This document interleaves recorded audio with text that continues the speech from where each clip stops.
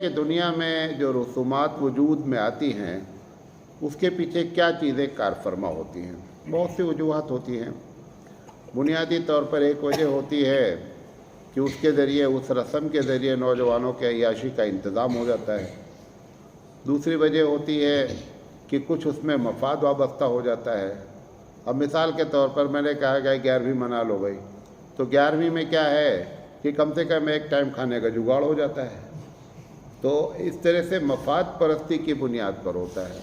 اور تیسرا یہ ہوتا ہے کہ کچھ لوگ کر رہے ہیں تو ان کو دیکھ کر ہم بھی کرنے لگے۔ جیسے عید میلاد النبی 601 یا 2 ہجری میں، یعنی نبی کریم صلی اللہ علیہ وسلم کی ہجرت کے 602 سال کے بعد یہ بارڈر پر جو ہے وہ کرسچن لوگ اپنے نبی کی برتھ ڈے منا رہے تھے، عیسیٰ علیہ السلام کی۔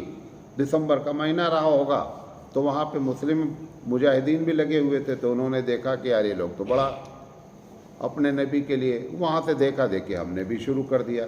تو تیسری وجہ ہوتی ہے کہ دیکھا دیکھی ہو جاتی ہے۔ اور چوتھی وجہ یہ ہوتی ہے رسومات کی کہ آدمی کو غلط مسئلہ سمجھا دیا جاتا ہے یا سمجھ لیتا ہے، اور پھر وہ رسومات شروع ہو جاتی ہیں۔